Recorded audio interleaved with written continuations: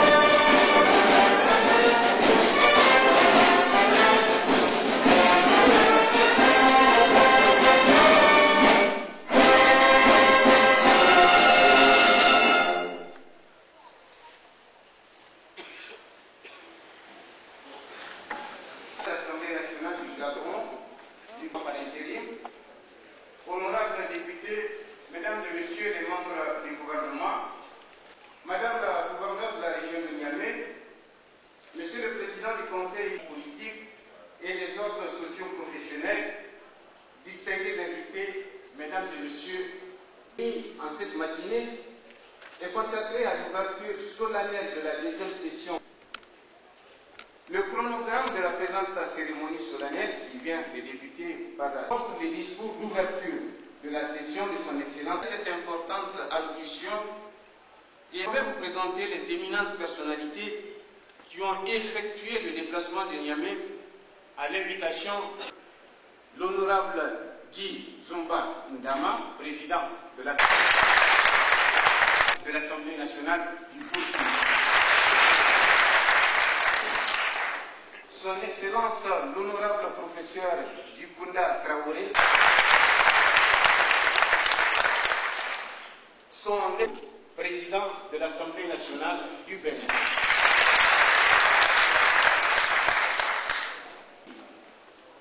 Excellé à présent à l'ouverture solennelle de la séance, conformément au...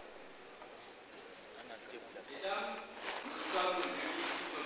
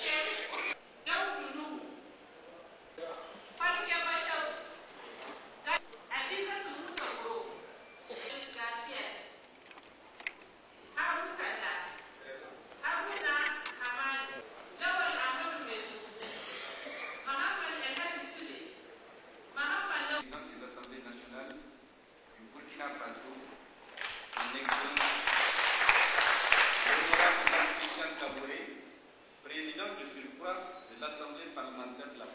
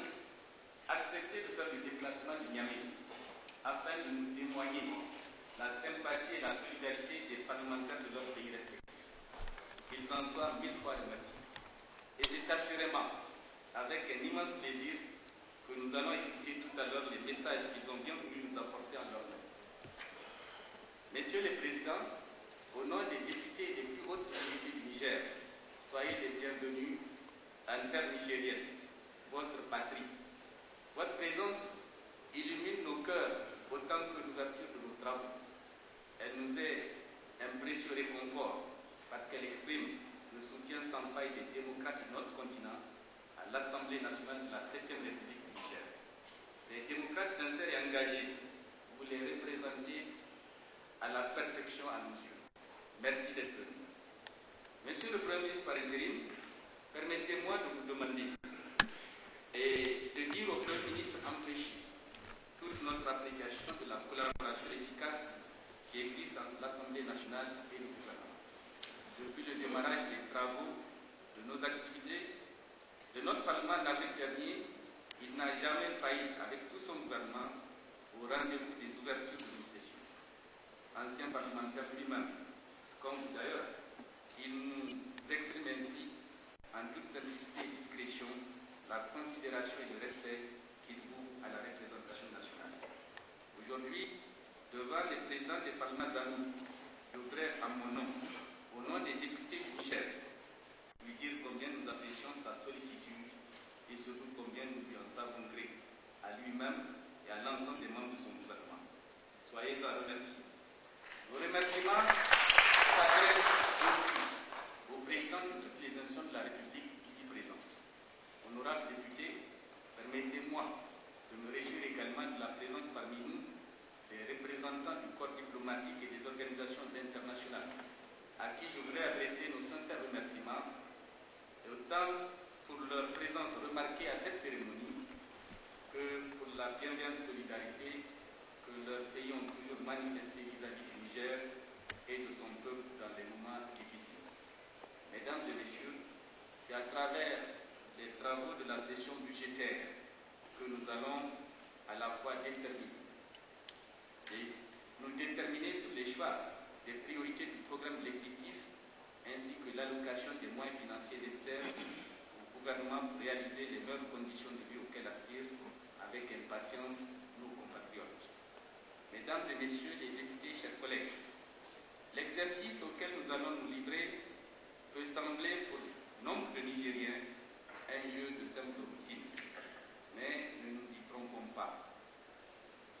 C'est une très lourde responsabilité qui va peser autant sur nos épaules que sur nos consciences, parce que l'année 2012 s'annonce telle de défi pour notre pays. Telle de défi particulièrement préoccupant pour plusieurs raisons. Tout d'abord, à cause des menaces qui pèsent sur la sécurité de notre territoire au regard des périls réels que nous entrevoyons lorsque nous regardons en direction du nord ce qui s'y passe.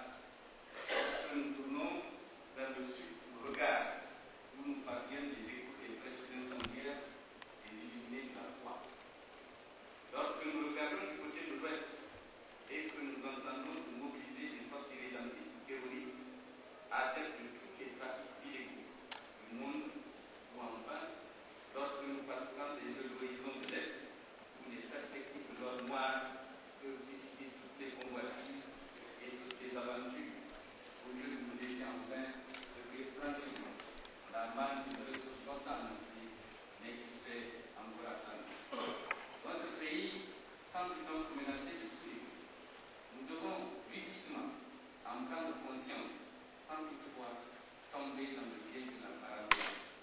Nous devons, parmi les sacrifices à consentir sur le budget national, accorder par conséquent une attention financière plus particulière à cette question.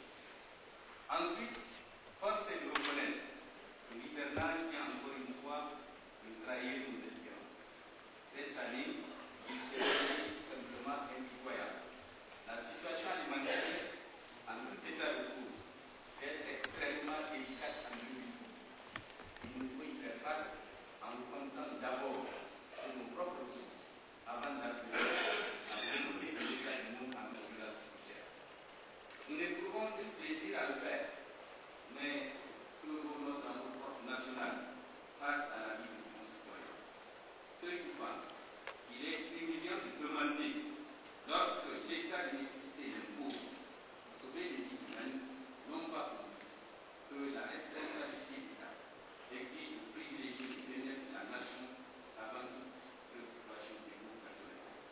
Mais la décision prise par le gouvernement, qui, je le rappelle, va lancer un programme dit 3M des Nigériens nourrissent les Nigériens. L'Assemblée nationale, par ma voix, se réjouit de cette option qui vise à impact et de plus en plus incertain sur notre sol. L'hivernage nous envoie en réalité un message. Il nous faut maintenant accepter de l'entendre et d'en déchiffrer le sens profond.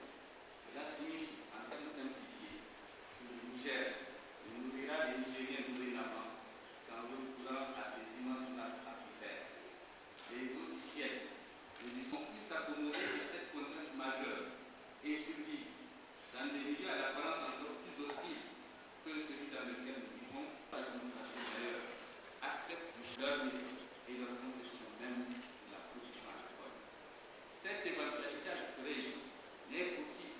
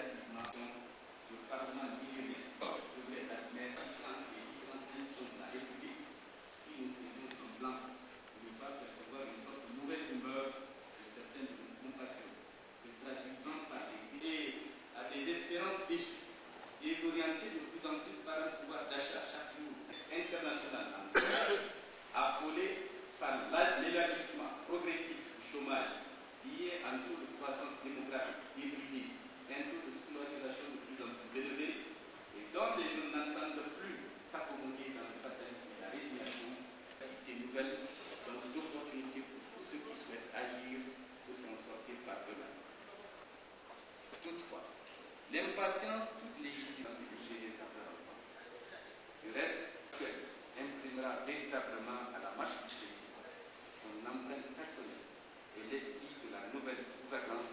En 6 mois seulement d'exercice du pouvoir, dans les conditions économiquement et financièrement peu favorables aujourd'hui à un pays pauvre, certains de nos compatriotes dont je me garderai de mettre en cause la bonne foi, mais dont j'ai tout lieu de croire à l'insuffisance d'informations objectives sur les contraintes financières intérieures et extérieures du Niger, se croit déjà en droit de juger est une condition bien commode.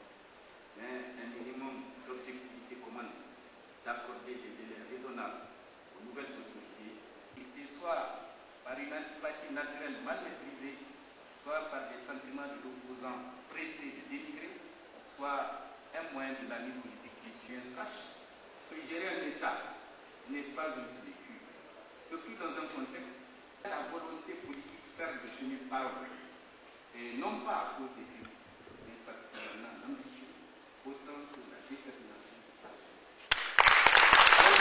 soumise à une concurrence ne respectant aucune règle, aucune morale.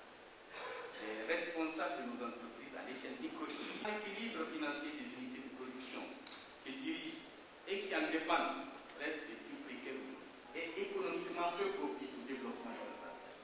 Il en est de même des États et des gouvernements.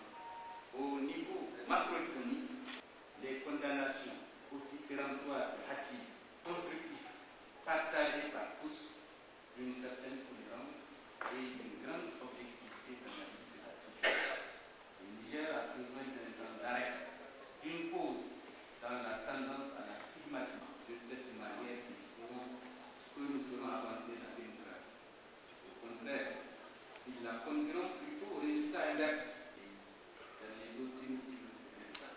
Les élections de la République, avant même du pays, toutes et autres organisées, de leur légitimité que cette dernière prenne dans son sillage. L'instabilité sera donc ici la seule issue de cette ambiance malsaine que certains se complaisent à créer à travers des analyses orientées et subjectives visant parfois des intérêts personnels égoïstes. L'Assemblée nationale creusait du débat démocratique politique de notre pays. Face à cette menace aussi dangereuse que celle que j'évoquais tantôt, la polémique aussi inutilement brillante que stérile. Honorable député, c'est dans une ambiance internationale l'endettement des grandes puissances à des niveaux dépassant l'imagination, les spéculations boursières reposant sur une économie virtuelle en déphasage avec les productions matérielles réelles, l'incapacité des maîtres du monde financier, des maîtres du système financier mondial à réguler les acteurs économiques pour lesquels tous les moyens sont bons pour fabriquer du profit, plus même au détriment des couches sociales économiquement fragiles du monde, place aujourd'hui les pays pauvres, particulièrement ceux d'Afrique, dans la plus grande angoisse. L'Afrique ne saurait favoriser une cinquantaine de milliards de dollars d'aide supplémentaire internationale dans lequel s'inscrit de notre session budgétaire. Je voudrais en priorité relever 2 choses. D'abord, faire ressortir les axes et les choix du gouvernement dans la mise en œuvre de sa politique générale en 2020. Mettre ensuite en exergue à travers ceci avec les principes de la gestion financière qui nous a été ainsi proposé. Ensuite, marquer l'abolition de la rigueur que nous devons impérativement observer dans notre gestion. La gestion budgétaire qui s'ouvre aujourd'hui est donc éminemment importante.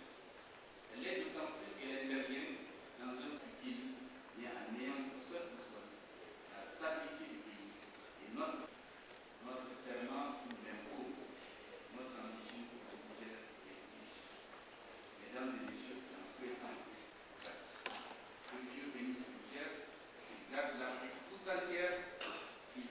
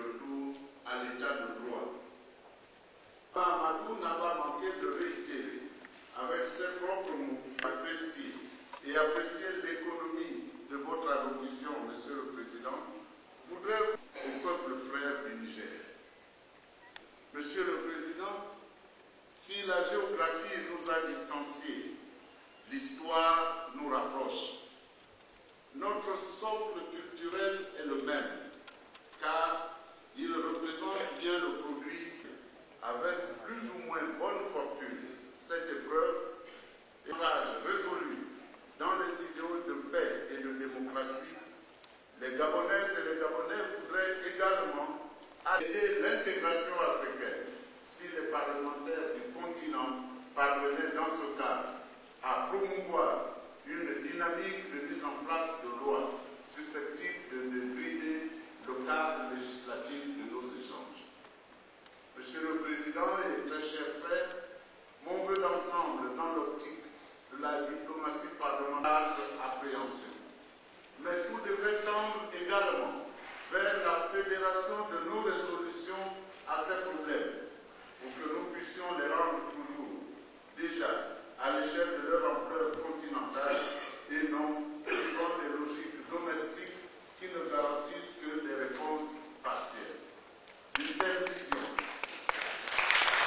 est dépassée où il fallait rendre les autres responsables de tous nos échecs, de toutes nos erreurs et de tous nos maux. L'Afrique, même lorsqu'elle serait trahie, malmenée, exclue et marginalisée, ne peut être la sienne. Tout en réitérant la profonde considération que je voudrais souhaiter au nom de l'Assemblée nationale du Gabon, plein succès à vos travaux. Vive la coopération parlementaire Gabon-Niger. Je vous remercie.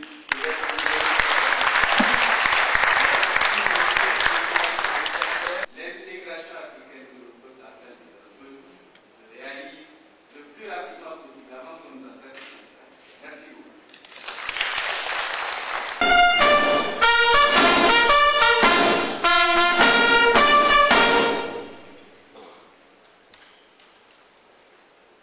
Excellence, Monsieur le Président de l'Assemblée nationale du Niger, Excellence, Monsieur le Premier ministre du gouvernement par intérim, Excellence, Monsieur le Président de l'Assemblée nationale du Gabon, du Mali et du Bénin, Mesdames et Messieurs les Présidents des institutions constituées, les représentants des organisations internationales et interafricaines, honorables députés, distingués invités. Je voudrais tout d'abord exprimer mes sincères remerciements qui sont l'objet de notre arrivée en terre africaine du Niger. Vos paroles, Monsieur le Président, d'homme de conviction, prononcées le 28 septembre dernier à Ouagadougou, africain pour un continent maître de son destin. Je voudrais exprimer toute ma gratitude à mon frère et ami, le Président Hama Amadou, ainsi qu'à nos collègues de l'Assemblée nationale pour non seulement l'agréable opportunité qu'ils nous donnent de participer à la présente cérémonie officielle de l'entrée parlementaire, mais également de prendre la parole devant cette... Monsieur le Premier ministre du gouvernement, Messieurs les présidents des institutions de la République, Messieurs les présidents des assemblées nationales du Bénin,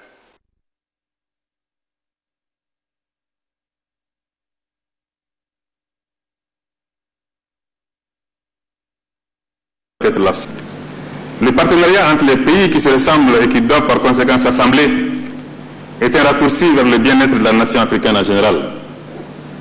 En particulier, pour aborder un des défis les plus immédiats dans l'espace commun au Niger, au Mali et à d'autres, à savoir le défi sécuritaire, ce partenariat est impératif. Séparément, nos pays ne peuvent pas vaincre le crime organisé qui s'est sanctuarisé dans les confins reculés de l'espace sahélo-saharien. C'est en se donnant la main, en créant une vraie chaîne de complémentarité sous-tendue par la volonté politique et l'action opportune, que nous aurons la réponse aux menaces sécuritaires qui sont aujourd'hui, avec les crises électorales, les facteurs les plus sérieux de la destinée.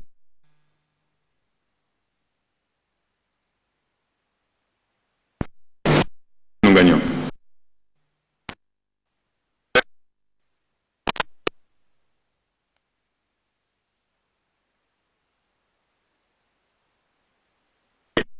Celles qui doivent gérer la société humaine. Vous avez une classe politique qui n'a jamais baissé les bras et qui a su nouer à chaque épreuve majeure les alliances qui ont permis de sauver l'essentiel, c'est-à-dire la poursuite du processus démocratique et la construction d'un état de droit. Votre courage, votre engagement, votre détermination, toujours couronnée de victoires éclatantes, sont une source d'inspiration et un exemple pour plus d'un démocrate africain. Les démocrates et les patriotes maliens, en tout cas, y ont été attentifs. Comme vous le savez, au Mali, il y a 20 ans, des hommes et des femmes ont bravé les armes et la répression pour faire aboutir leur quête de pluralisme démocratique, de justice, de liberté et de dignité. Ils chercha encore, et finalement, il découvrit la loi dite de la gravitation universelle, selon laquelle 2 corps libres dans l'espace s'attirent avec une force proportionnelle au produit de leur masse et inversement proportionnelle au carré de leur distance. C'est les mathématiciens qui parlent. D'autres trouvailles provenant de la quête d'autres insatisfaits qui refusèrent la facilité des évidences, parfois même au péril de leur vie, ont permis de nous faire bénéficier des avions, des vaccins, de la télévision, de l'ordinateur, du téléphone mobile que d'autres insatisfaits perfectionnent tous les jours. Aujourd'hui, quand vous achetez un téléphone portable dernier cri, vous pouvez être sûr que dans 3 mois, il sera dépassé. C'est ça le ressort du progrès. Cependant, dans le domaine des transformations sociales que l'on a observé, c'est dans le domaine des transformations sociales que l'on a observé les plus grandes remises en cause dans l'histoire. Toutes les causes pour lesquelles l'homme est prêt à se battre et à mourir sont le fruit de l'insatisfaction de fortes personnalités face à l'ordre établi, face à la facilité, face à la satisfaction béante, ambiante. On peut citer, entre autres, Jésus-Christ, Mohammed, paix et salut sur lui, Bouddha, Karl Marx, qui furent d'authentiques révolutionnaires et refusèrent de se contenter des idées préétablies. Le premier,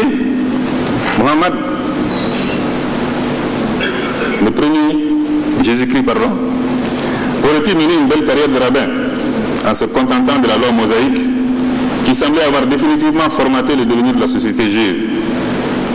Il eut l'audace d'affronter les puissantes sectes confréries des pharisiens et des sadducéens pour élargir sa base sociale au-delà du seul peuple juif et de placer l'amour au-dessus de la loi. Il est mort sur une croix de César. Mais aujourd'hui, personne ne jure par César. Mais des millions de gens embrassent quotidiennement la croix pour l'amour du Nazaréen. Le second, Mohammed, paix et salut sur lui, à travers son épouse Khadija, était parfaitement intégré dans la riche société commerçante népoise qui tirait sa fortune de 300 idoles enfermées dans la Kaaba. Il ne se satisfit pas de ce confort et s'est mis à chercher d'autres vérités en allant se recueillir régulièrement dans une grotte. Et c'est là qu'Allah lui envoya Djibril. Et la Mecque devint cette ville universelle par le miracle de l'islam. Un miracle qui tire sa source du formidable message que Mohammed, paix et salut sur lui, a transmis à l'humanité. Et en faisant monter sur le toit de la première mosquée, proclamer devant Dieu et les hommes le premier appel public pour la prière, un pauvre parmi les pauvres, méprisé, esclave et nègre de surcroît, il a certainement été l'un des tout premiers anti-esclavagistes de l'histoire, l'un des plus audacieux défenseurs des droits de l'homme, un profond humaniste. Certes, à hauteur de connaissances de l'époque, mais indubitablement, il a fait de Bilal le symbole du human dream, le rêve absolu de l'espérance qui est permis à tout homme. Le troisième Bouddha était un prince. La légende dit que c'est à la simple vue d'un oiseau capturant et avalant un ver de terre qu'il s'est mis à se poser des questions sur le sens réel de la vie. Le quatrième, Karl Marx, renversa presque tous les dogmes en affirmant contre la philosophie hegelienne que la logique spéculative du capitalisme était de courir vers son autodestruction. Les prélats du néolibéralisme eurent beau amener leur TINA, T-I-N-A, there is no alternative, en parlant du capitalisme. Il n'y a pas d'alternative au capitalisme. Mais les crashs boursiers succèdent aux crashs boursiers. Marx finit sa vie dans le dénuement, en préférant écrire le Capital plutôt que de mener une petite vie tranquille de petit bourgeois. Mais il n'y a pas que Jésus, que Mohammed, que Bouddha ou Marx. Il y a eu Spartacus, il y a eu Gandhi, il y a eu Pasteur et tant d'autres insatisfaits. Soyons insatisfaits.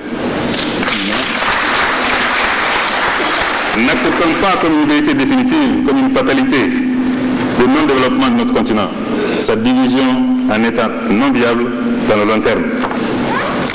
Ne soyons pas satisfaits de l'état actuel de nos processus de démocratisation et cherchons chaque jour à les améliorer et à franchir de nouveaux pas vers notre intégration et vers notre unité. Vers cette Afrique en laquelle nous croyons fermement. Quant à nous, nous croyons en le Niger, nous croyons en le Mali, nous croyons en le Bénin, nous croyons en le Burkina, nous croyons en le Gabon. Nous y croyons comme des transitions nécessaires vers des entités sous-régionales intégrées et vers une Afrique unie et digne dans un monde plus juste et plus solidaire. Mes chers collègues, nous croyons en l'homme africain tout court, malgré les difficultés de l'heure. En souhaitant succès aux travaux que vous allez entreprendre au cours de cette session budgétaire, j'écris vive le Niger, vive le Mali, vive l'Afrique et merci pour votre attention. Merci, professeur, parce que je vais dire professeur. Monsieur le Président de l'Assemblée nationale du Niger, Monsieur le Premier ministre, chef du gouvernement par intérim, Monsieur le Président de l'Assemblée nationale du Burkina Faso, Monsieur le Président de l'Assemblée nationale du Gabon, Monsieur le Président de l'Assemblée nationale du Mali, Mesdames et Messieurs les membres du gouvernement, Mesdames et Messieurs les chefs de missions diplomatiques et consulaires, Mesdames et Messieurs les représentants des organisations internationales, Mesdames et Messieurs les députés, collègues et amis,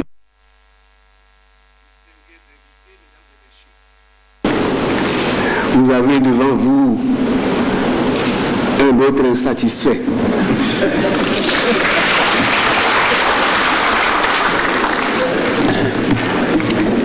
Mesdames et messieurs, permettez-moi d'abord de vous dire ma joie profonde et mon émotion d'être parmi vous en ce moment historique de l'ouverture solennelle de la deuxième session ordinaire que vous organisez ce jour, après l'installation de la première législature de la 7e République de votre pays. En effet, après la situation politique difficile que le peuple nigérien a traversée, après la période de transition délicate qui a révélé au monde entier, d'une part, la volonté et la détermination du peuple nigérien de préserver et de promouvoir la gouvernance démocratique dans le pays, et d'autre part son profond attachement à l'esprit de tolérance et de consensus indispensable pour bâtir une nation véritable et assurer son développement continu. Il est indispensable que nous, vos frères africains, venions vous saluer, vous féliciter et vous dire sincèrement, bravo, continuez ainsi. Nous vous soutenons et vous accompagnons. De cette tribune, je voudrais donc vous transmettre, Monsieur le Président, Mesdames et Messieurs, ce cri de cœur, ainsi que les salutations fraternelles et sincères des parlementaires et du peuple béninois. Merci donc, chers amis, de nous donner, mes collègues et moi, cette occasion tant souhaitée de vivre à vos côtés ce moment solennel de retrouvailles démocratiques et de communion fraternelle des parlementaires nigériens en phase et en union avec l'ensemble de la population de votre pays. C'est tout simplement beau, réconfortant et rassurant. Oui, rassurant en ce sens que malgré les difficultés et les crises, malgré l'afro-pessimisme, nous pouvons et nous devons garder l'espoir que tout ira de mieux en mieux sur ce continent africain que nous aimons tous. Monsieur le Président, honorables députés, mesdames et messieurs, je voudrais dire par ailleurs que nous avons été très touchés par toutes les marques de courtoisie, de considération et d'amitié dont vous avez entouré votre invitation adressée à l'Assemblée nationale du Bénin, en dépêchant spécialement à Port-Novo, la capitale du Bénin, une délégation de haut niveau pour nous porter le message. Cela traduit bien entendu un savoir-faire certain, une expérience avérée, mais aussi et surtout un esprit, une volonté et un engagement que nous admirons et qui nous rassure. Comme pour confirmer tout ceci, ma délégation et moi-même sommes levés depuis notre arrivée hier à Niamey d'un accueil chaleureux, d'une hospitalité exemplaire, de soins et d'égards particuliers. Monsieur le Président, Mesdames et Messieurs les députés, nous vous remercions, mes collègues et moi, pour tout cela, pour cette fraternelle invitation empreinte de délicatesse, pour cet accueil et pour toutes les attentions dont nous sommes entourés. Monsieur le Président, honorables députés, Mesdames et Messieurs, la présence de la délégation béninoise à vos côtés est l'expression concrète d'une fraternité agissante et d'une volonté de solidarité avec le peuple nigérien. C'est également l'expression concrète, c'est également l'expression évidente d'une volonté de rechercher et de trouver ensemble, dans une perspective régionale, des approches de solutions aux grands enjeux que constituent la paix, la sécurité, la démocratie et le développement économique et social dans nos pays.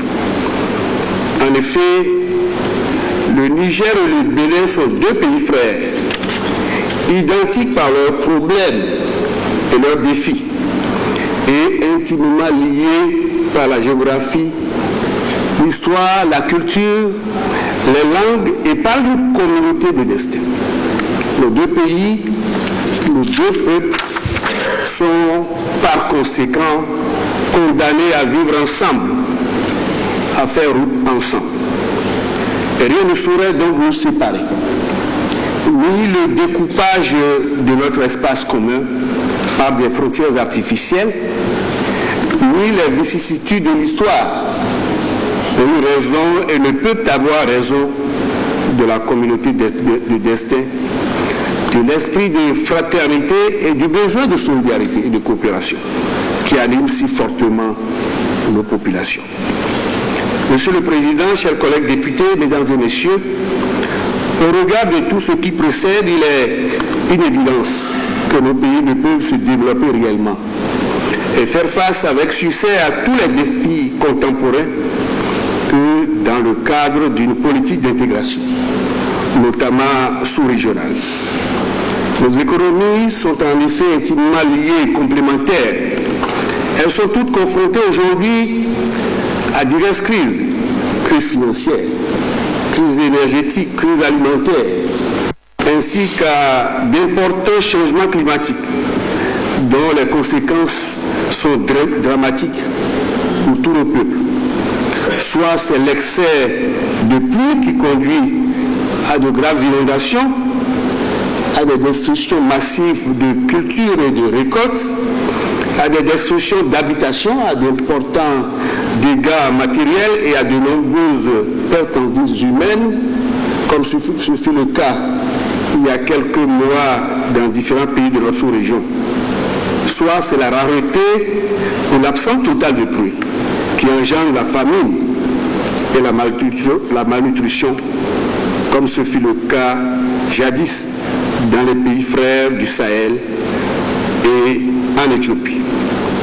J'espère fortement que la nature, avec l'évolution actuelle de l'hivernage dans certains de nos pays, ne nous conduira pas au même drame et aux mêmes catastrophes. Monsieur le Président, Mesdames et Messieurs, s'agissant de la crise financière internationale, elle est née, comme vous le savez, dans les pays du Nord et s'est ensuite propagée en Afrique, qui en est devenue la principale victime. Ainsi, nos pays, déjà affaiblis par une cure d'austérité excessive, imposée par les programmes d'ajustement structurel dans les années 1980 et 1990, sont confrontés de plus en plus à la désarticulation du tissu économique, au ralentissement de la croissance économique, à la baisse des flux de capitaux et de l'aide publique au développement, et par conséquent à l'accroissement du chômage et du sous-emploi, à l'aggravation de la pauvreté et à l'intensification des crises sociales. Cette situation difficile, caractérisée par les différentes crises citées plus haut, par les changements climatiques et la fragilité de nos divers écosystèmes, exige de nos pays de nouveaux comportements et surtout de nouvelles politiques qui ne seront efficaces et fructueuses que dans un contexte de concertation, d'échange et de solidarité entre nos États, nos peuples et nos institutions. Il nous faut nous mettre ensemble, mes chers collègues, pour rechercher et appliquer des solutions communes à nos problèmes et défis communs. Monsieur le Président, Mesdames et Messieurs, comme vous en doutez, le processus d'intégration sous-régionale ou régionale, puisque c'est de cela qu'il s'agit, exige de nous, pour son aboutissement, beaucoup d'efforts et de sacrifices. Nous devons y contribuer avec clairvoyance et détermination si nous voulons éviter de continuer de subir les échecs et les erreurs permanents commis par les autres, et si nous voulons apporter à l'humanité les valeurs et les pratiques positives africaines. Mais l'intégration ne se fera pas véritablement si elle n'est pas voulue, préparée et accompagnée par de fréquents et sincères échanges d'expériences au plus haut niveau de nos gouvernements, mais aussi de nos parlements. C'est pourquoi je salue, Monsieur le Président, votre volonté d'associer vos pairs à vos manifestations officielles, créer ainsi un cadre privilégié de discussion autour des défis qui nous sont communs.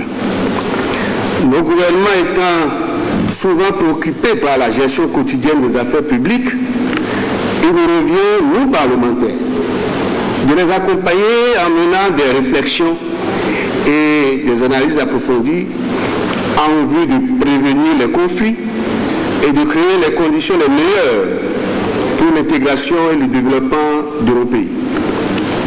Monsieur le Président, chers collègues,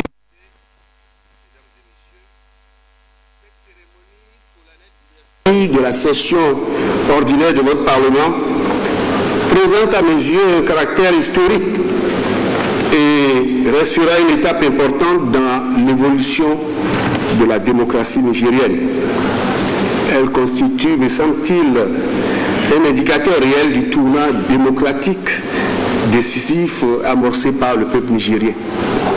Votre pays, comme le Bénin, a connu en effet une histoire politique tumultueuse. Je salue ici tous les acteurs politiques du Niger et le peuple nigérien pour leur courage, leur patriotisme et leur sens du devoir qui ont facilité le retour à une situation démocratique normale. Mon souhait est que votre pays continue d'écrire de belles pages dans l'histoire africaine.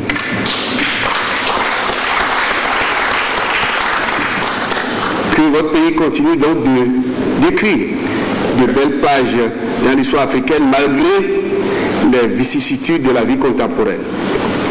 Je voudrais à cet égard exprimer mes sincères remerciements et mes félicitations à son Excellence Mahamadou Issoufou, président de la République du Niger, qui a la lourde responsabilité de redonner confiance aux Nigériens, qui aspirent à la paix, à la stabilité politique et au progrès social.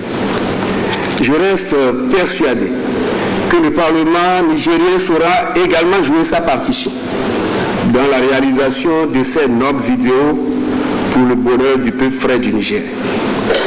Je reste aussi persuadé que les douloureuses expériences du passé forgeront et entretiendront dans le cœur des hommes et des femmes politiques la conviction que seule la gouvernance démocratique peut véritablement garantir la paix, la stabilité et le développement dans nos pays.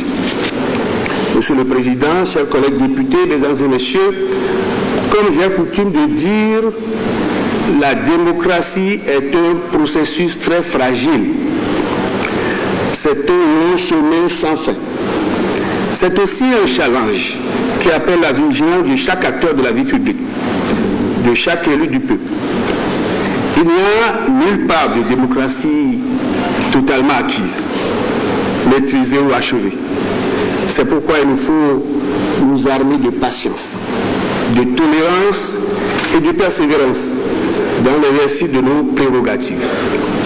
Par ailleurs, il n'y a pas de démocratie véritable sans un réel développement économique et social.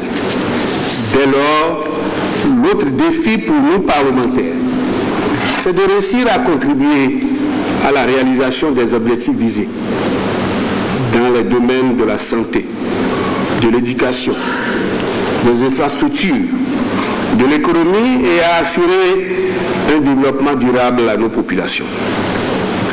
Monsieur le Président Mahamadou, Messieurs les Présidents, chers collègues députés, Mesdames et Messieurs, la similitude de nos réalités, de nos défis, de nos missions et de nos ambitions commande fortement l'instauration entre les parlements de la sous-région ouest africaine et de la région africaine d'une coopération multidimensionnelle, dynamique et d'un courant d'échange régulier pour tirer profit mutuellement de nos riches expériences nationales et contribuer à rapprocher et à intégrer nos peuples respectifs.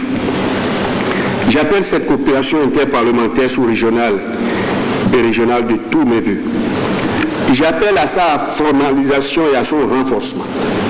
Certes, les prémices d'une telle coopération existent et se manifestent déjà à travers quelques échanges en certains parlements nationaux et au sein des parlements supranationaux existants, tels que le comité interparlementaire de l'UEMOA, le parlement de la CEDEAO, le parlement panafricain et au sein de l'Union parlementaire africaine, UPA. Mais il faut aller plus loin, parce que cela est nécessaire et indispensable.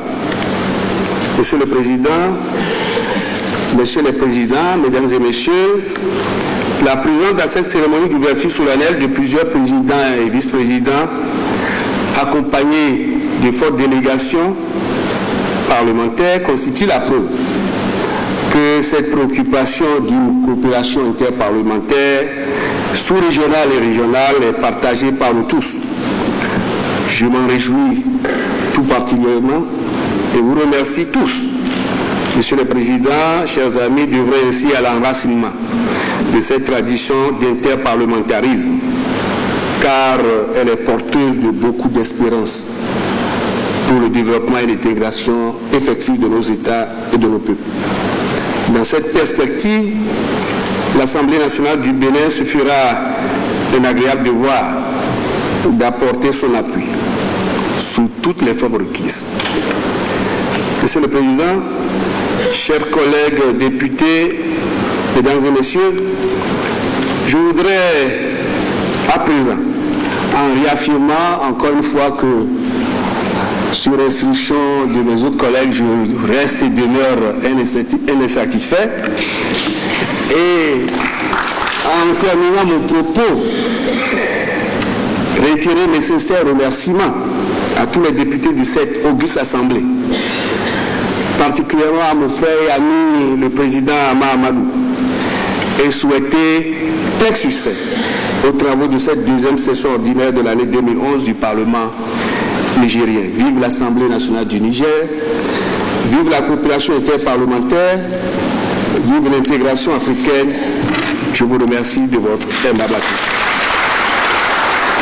Les conditions de vie de nos populations. Et comme vous l'avez dit, l'intégration qui nécessite un climat de démocratie, donc de sérénité et de paix dans nos pays, doit être nécessairement accompagnée de meilleures conditions de vie économiques.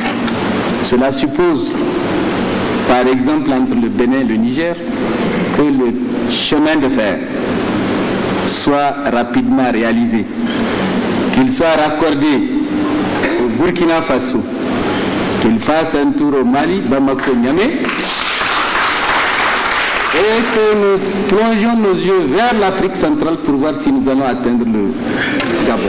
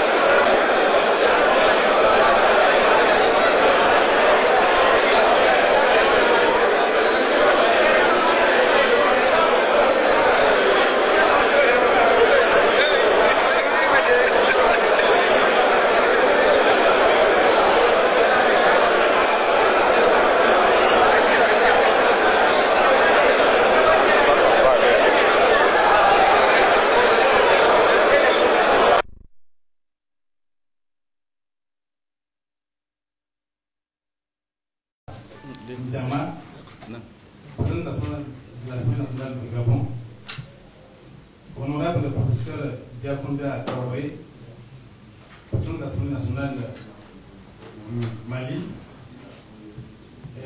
nous vous remercions d'être chez nous au Niger et nous vous remercions d'avoir accepté de recevoir la presse nigérienne dans son ensemble pour cette conférence de presse sur le thème enjeu de la coopération interparlementaire. Je rappelle donc aux journalistes qu'on a juste 30 minutes compte tenu du temps qui nous est imparti pour cette conférence de presse. Et je m'en vais donc donner la parole à M. Amamoto. Merci. Je vais vous faire l'économie profond qu'ils ont livré à la représentation nationale, mais au-delà de la représentation nationale, à l'ensemble du peuple nigérien.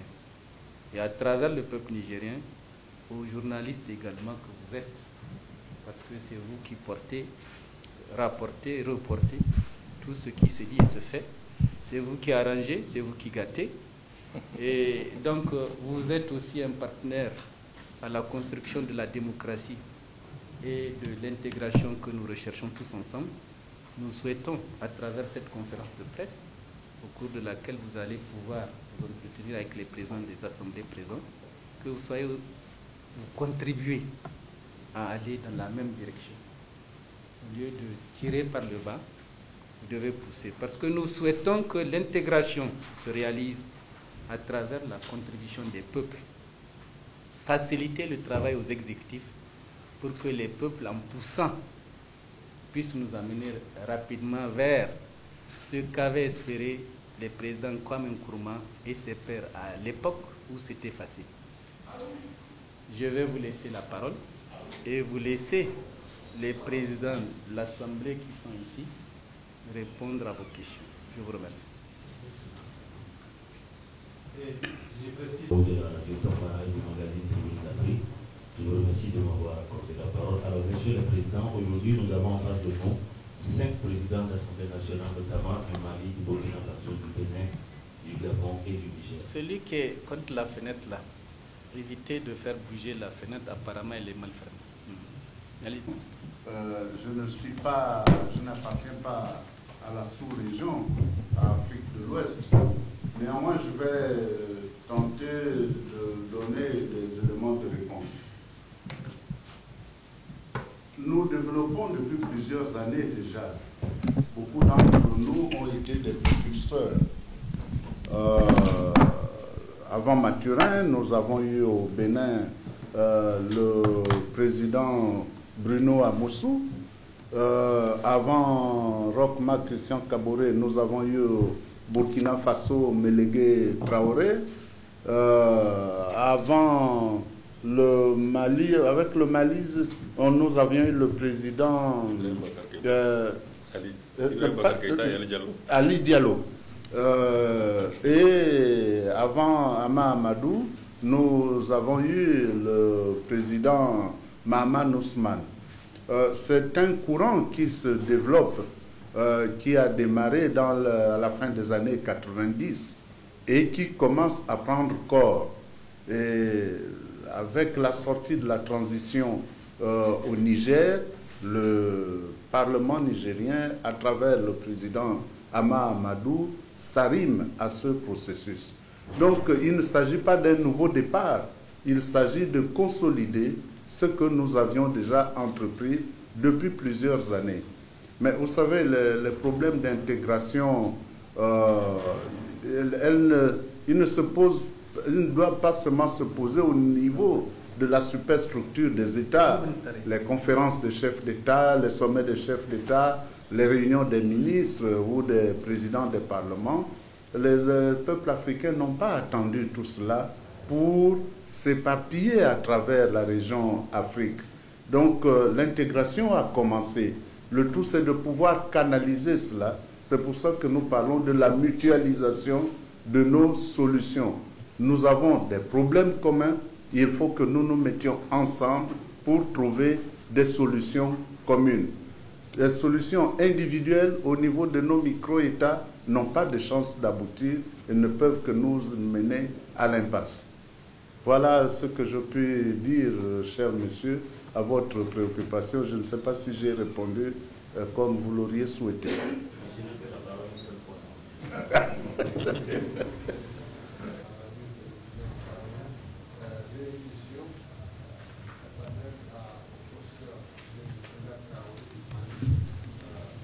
C'est là vraiment une question sur un sujet de préoccupation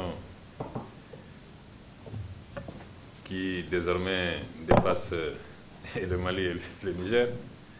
C'est devenu un sujet de préoccupation internationale, je pense. Au début des années 90, c'est vrai que le Niger et le Mali avaient connu ce qu'on avait appelé des rébellions. Et ces rébellions avaient pour cause essentielle, en tout cas selon notre analyse, un déficit démocratique d'abord, parce que les composantes de nos populations qui connaissaient ces problèmes, qui avaient pris les armes pour s'exprimer, sont disons, des populations très stratifiées, où il y avait des relations assez, j'allais dire, féodales pratiquement. Et donc, c'est partie de ces sociétés qui voulaient s'émanciper d'un certain type de relations. Et il y avait également un déficit de développement économique. Des gens qui pensaient qu'ils étaient laissés pour compte. Et donc, il y avait, pour s'exprimer, choisi les armes. Mais aujourd'hui, le problème a changé de nature. Il a changé de nature parce que depuis, on a vu les trafics de cigarettes d'abord, ensuite de drogue, les trafics d'armes. Et maintenant, nous avons également le terrorisme international par ACMI, qui est venu se greffer à tout cela. Si bien que le problème a changé complètement de nature. Et il a atteint une dimension telle que désormais c'est tous les pays riverains d'Israël occidental et peut-être même tous les pays du monde qui sont concernés. Nous sommes en première ligne, mais les autres ne sont pas non plus à l'abri des attaques du terrorisme international. Et je dis souvent à nos partenaires européens et américains, vous savez, New York ou Paris ne sont pas plus sûrs que Bamako ou Niamey aujourd'hui.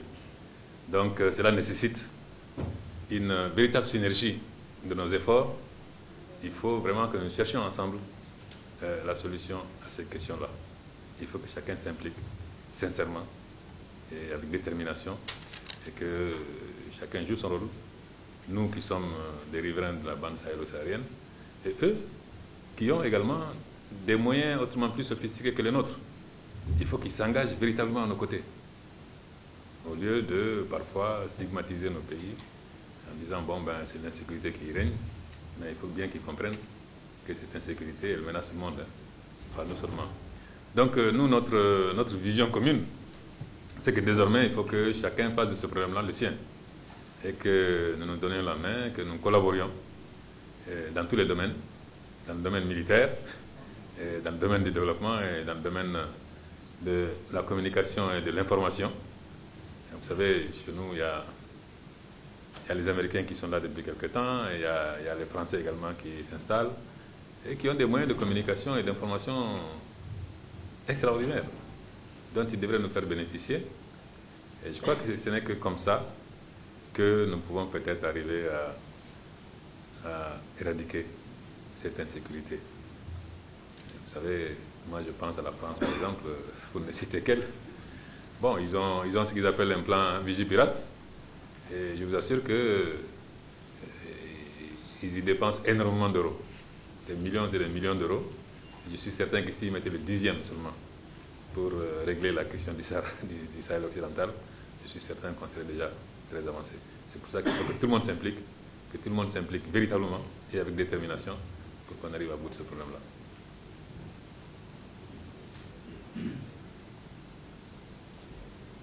Donc notre propos, ce n'est pas seulement l'intégration sous-régionale, nous voulons absolument que les parlements participent véritablement à l'accélération de l'intégration individuelle. Et nous sommes convaincus que si on s'était adressé aux populations, à nos peuples différents, c'est sûr que si on leur avait posé la question par référendum, certainement que l'unité africaine aurait déjà été faite. Mais aujourd'hui, on laisse ça en tête-à-tête entre les exécutifs. Chacun se pose la question, mais si on s'unissait, quelle sera ma place? Est-ce que je vais continuer à être président? Le bon Dieu, les peuples africains, ce n'est pas ça leur souci. Leur souci, c'est de pouvoir se développer et de vivre un peu mieux. Merci, M. le Président. Je pense que le prochain intervenant va permettre de la gestion des crises de l'Union par l'Union africaine. Et quel rôle vos différents parlements ont joué? Bien. Peut-être donc par rapport à la crise libyenne en tant que telle et à la gestion par l'Union africaine de cette crise, je dois dire simplement qu'en ce qui nous concerne, l'Union africaine probablement, compte tenu de l'engagement, je dirais, précipité de l'OTAN sur la gestion de cette crise, est un peu arrivée, comme je dirais, un peu en retard dans le cadre de la résolution de cette crise en proposant la médiation africaine. Comme vous le savez, dans des situations comme ce que nous connaissons en Libye, étant également des situations non seulement qui sont liées probablement à une volonté de liberté des peuples également, dans la mesure où, comme vous le savez, le régime libyen n'était pas un régime non plus démocratique, et que donc de ce point de vue-là, il y avait un besoin de liberté du peuple libyen qui était un besoin avéré.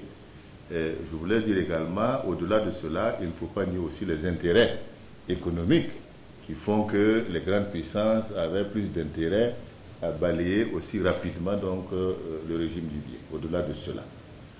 Donc c'est pour dire qu'aujourd'hui, nous sommes devant un état de fait où toutes les solutions de discussion qui avaient été proposées entre le président Kadhafi et les autres ont été rejetées également par la partie donc, du président Kadhafi. Donc il n'y restait pas, je dirais vraiment, beaucoup de marge de manœuvre. Toujours est-il qu'en ce qui concerne les différents États africains, nous pensons que pour la plupart, le CNT a été reconnu en demandant de faire en sorte, en tout cas, que l'ensemble des forces libyennes et des populations puissent se réconcilier autour d'un régime démocratique le plus rapidement possible. Aujourd'hui, nous suivons avec beaucoup d'intérêt la situation en Libye, puisque, comme vous le savez, les conséquences au niveau sous-régional sont importantes au plan de la sécurité. Et donc, de ce point de vue-là, le constat, c'est déjà un peu d'inquiétude quant à la difficulté même pour le CNT, ce regroupement, de pouvoir mettre en place un gouvernement. Deuxièmement, c'est la poursuite toujours des combats dans un certain nombre également de villes, ce qui fait que, évidemment, les villes des pays frontaliers tels que le Niger, le Mali, accueillent évidemment des réfugiés, avec également des gens qui traversent avec du matériel militaire, mettant en danger donc ces pays et la sous-région de façon globale. Parce que le terrorisme, c'est vrai qu'on peut parler de frontières, mais le terrorisme est devenu transfrontalier, c'est-à-dire que ce n'est pas parce que vous n'êtes pas à côté qu'on ne peut pas vous atteindre. Donc de ce point de vue-là, c'est pour dire que, en ce qui nous concerne, en tout cas, nous souhaitons un retour rapide à la paix.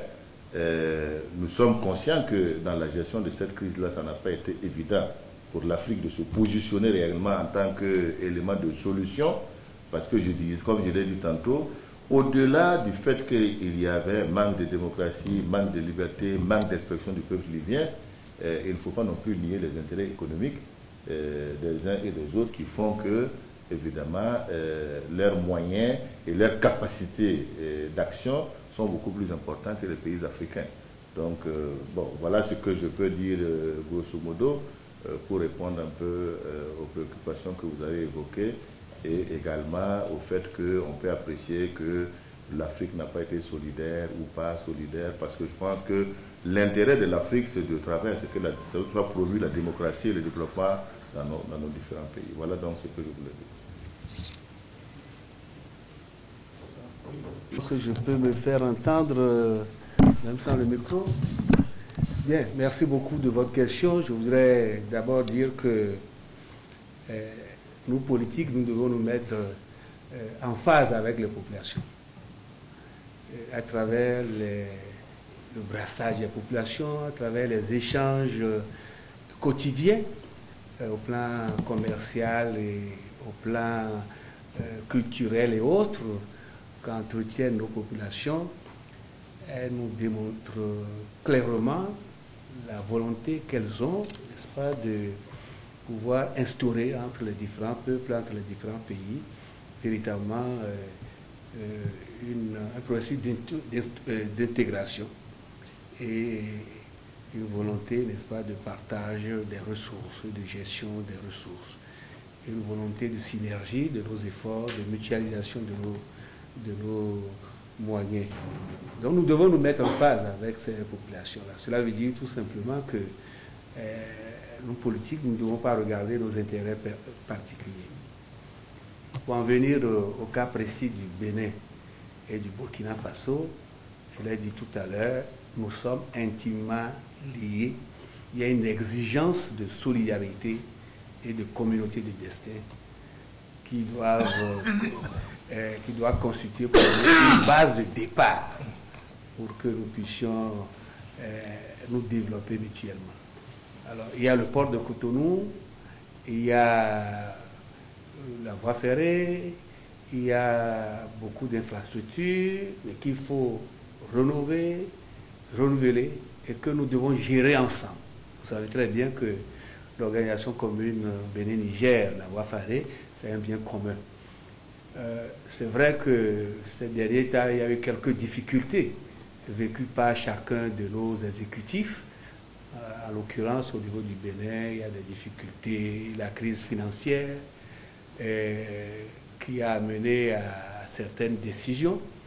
Mais je pense que la raison a fini par l'emporter et chacun de nous a compris qu'il faille plutôt privilégier la concertation, les échanges, pour regarder dans la même direction.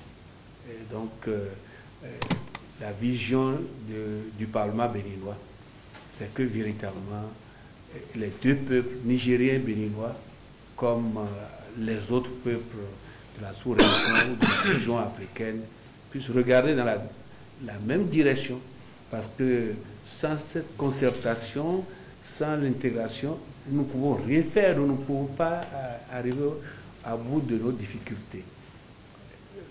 Dans le cas particulier, disons, de l'amitié, de la coopération entre le Bénin et le Niger, les deux gouvernements, et ça c'est le point de vue du Parlement béninois, doivent se rencontrer plus régulièrement, doivent travailler ensemble, doivent évoquer et étudier les problèmes communs et doivent rechercher les solutions ensemble. Et avec cette concertation régulière, je pense qu'on arrivera à bout de certains petits malentendus qui ne sont que conjoncturels. Le plus important pour nous, c'est de rester ensemble et de regarder dans la même direction. Voilà ce que je peux répondre. Merci. Je vais répondre à la première préoccupation que vous avez exprimée relativement à la situation alimentaire qui se profile. Vous avez souhaité savoir qu'est-ce que, dans le cadre de cette diplomatie et de cette coopération parlementaire, nous envisageons ensemble pour faire face à ce problème dans un cadre de solidarité, si j'ai bien compris et résumé votre question. Je crois que dans la zone sahélo-saharienne, globalement, la campagne agricole de cette année sera déficitaire. Elle sera fortement déficitaire parce que d'après les prévisions des experts, bien qu'il ne faut pas s'y fier trop souvent, la production globale de la sous-région, CEDEAO, risque de tomber autour de 50 millions de tonnes. Pour la zone sahélo-saharienne, environ 17 millions. Ce qui veut dire que le déficit sera énorme. Dans la zone sahélo-saharienne, globalement parlant, le Sahel en particulier, sur le Sahel où on produit quelque chose, je pense que les États vont en sortir plus ou moins bien. Mais partout, la production ne sera pas à la hauteur des espérances de nos paysans. Ce qui fait que pour le Niger en particulier, où vous l'avez noté, la campagne agricole n'a pas été pluvieuse. Le stress hydrique reste très fort parce que quand vous sortez, vous voyez des champs où le mil est au stade de la grenaison, pas de la maturation, et il n'y a plus de pluie. Donc cela, évidemment, interpelle les autorités nationales à réfléchir sur des solutions d'urgence qui permettraient de mettre à l'abri notre pays et à l'abri de la famine. Et à ce niveau, des dispositions fortes sont en train d'être prises, je peux vous le garantir. Et au cours de la session budgétaire que nous allons engager dès après-demain, vous pourrez avoir les échos parce que nous comptons communiquer régulièrement dans le cadre de notre cellule de communication sur tous ces problèmes sensibles que la population nigérienne va vivre. Nous voulons avoir une autre manière de communiquer avec la population et nous comptons sur vous pour ça. Au niveau de la sous-région, il est évident qu'il faut, et je l'ai dit lors de ma visite au Burkina Faso, qu'il faut qu'ensemble nous réfléchissions à une autre stratégie de sécurisation des populations à travers l'échange des excédents d'une zone à l'autre. Parce que très souvent, quand il y a un problème de ce genre, chacun commence par prendre des dispositions internes, fermer ses frontières, confiner les excédents dans une zone. Et le résultat, c'est que la fraude se développe, qui vide les excédents des régions pour aller là où on peut les acheter très cher. Donc on les vend très cher aux pays voisins qui en ont besoin. Et on crée interpelle les autorités nationales à réfléchir sur des solutions d'urgence qui permettraient de mettre à l'abri notre pays et à l'abri de la famine. Et à ce niveau, des dispositions fortes sont en train d'être prises, je peux vous le garantir. Et au cours de la session budgétaire que nous allons engager dès après-demain, vous pourrez avoir les échos parce que nous comptons communiquer régulièrement dans le cadre de notre cellule de communication sur tous ces problèmes sensibles que la population nigérienne va vivre. Nous voulons avoir une autre manière de communiquer avec la population et nous comptons sur vous pour ça. Au niveau de la sous-région, il est évident qu'il faut, et je l'ai dit lors de ma visite au Burkina Faso, qu'il faut qu'ensemble nous réfléchissions à une autre stratégie de sécurisation des populations à travers l'échange des excédents d'une zone à l'autre. Parce que très souvent, quand il y a un problème de ce genre, chacun commence par prendre des dispositions internes, fermer ses frontières, confiner les excédents dans une zone.